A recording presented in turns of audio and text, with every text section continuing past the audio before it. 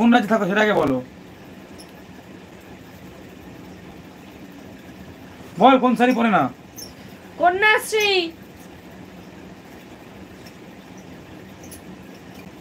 না তোমাকে দিতে বলেছে পলাশির যুদ্ধ কবে হয়েছিল?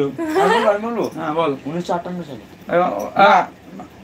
পলাশির যুদ্ধ কাদের সাথে কার হয়েছে আমি এটা বলবো। বল লর্ড কর্নওয়ালিসের সাথে ব্রিটিশ ইস্ট ইন্ডিয়া কোম্পানির সাথে। তো কত সালে বল? এইটা 1857 না কত খ্রিস্টাব্দে। হ্যাঁ 1800 খ্রিস্টাব্দে 1857 খ্রিস্টাব্দে মনে হয়।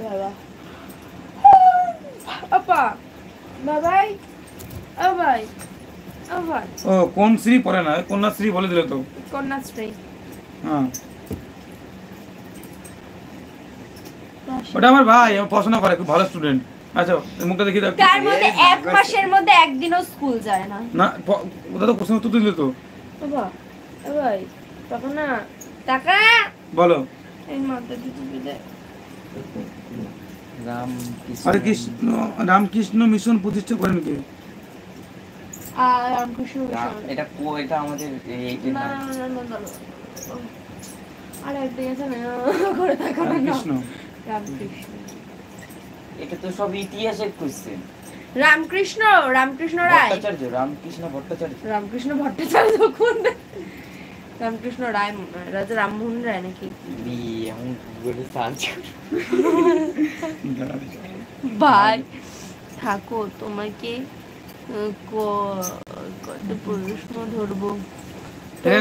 ধরো তুমি এই ভাষা পছন্দ করবে।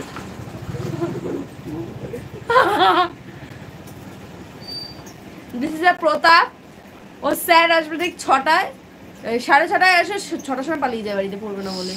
স্বামী বিবেকানন্দ। ও আচ্ছা স্বামী দিদি ভাই চলে এলাম। ওয়েলকাম স্বামী বিবেকানন্দ। ওটাই তো বলতে গেছিলাম।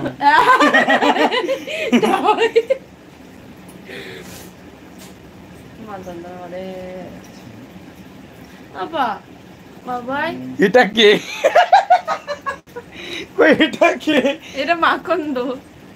না চুলের ছাড়। আমার কি আমার বাবা চুলের ছাড়টা দিয়ে দিচ্ছে। চুল আর ঠিক হচ্ছে না তো। দা কি কোশ্চেন দেখি করে? আমার কাছে অনেক কোশ্চেন আছে, ধরবো? পড়াশোনা ইতিহাস। পড়া তো ইতিহাস বইটা নিয়ে তো একটু।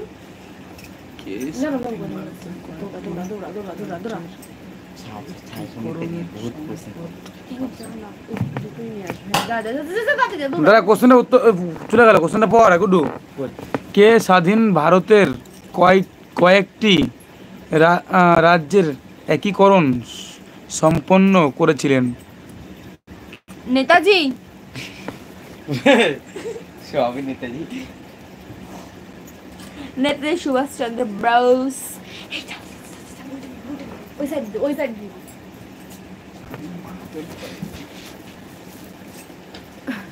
ছাপড়ি। ই বাবা এবার ভাই লিখে যা ছাপড়ি। ভাই ছাপড়ি বলো না। অ্যান্সার হবে পুরো হিরণ লাগছে। দাদা তুমি এই ভাইটাকে প্র্যাঙ্ক করার শেষে ফাঁসিয়ে দিয়েছিলে দিদি ভাইয়ের কাছে। বলো খুব সহজ। দাঁড়াও তোমাকে আমিও প্রশ্নগুলো এবার ধরি, তোমাদেরকে বলতে হবে, ঠিক আছে? তোমরা প্রশ্নগুলো মাথায় আসছে। বলো খুব সহজ। 1 মিনিট দেওয়ার চেষ্টা করছি। তুমি বলবে না কিন্তু। হ্যাঁ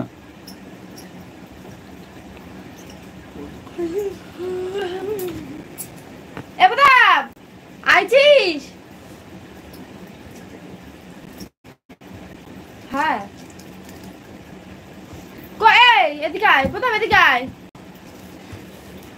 গাইস আমার কটা উত্তর সরুদার গুড্ডু এনে বল। তো কোশ্চেন করছ না? এনে বসো। এই প্রতাপ এই টাকা। আচ্ছা কি বলেছিল চিরস্থায়ী বন্দোবস্ত? 1793 খ্রিস্টাব্দে। বুঝি না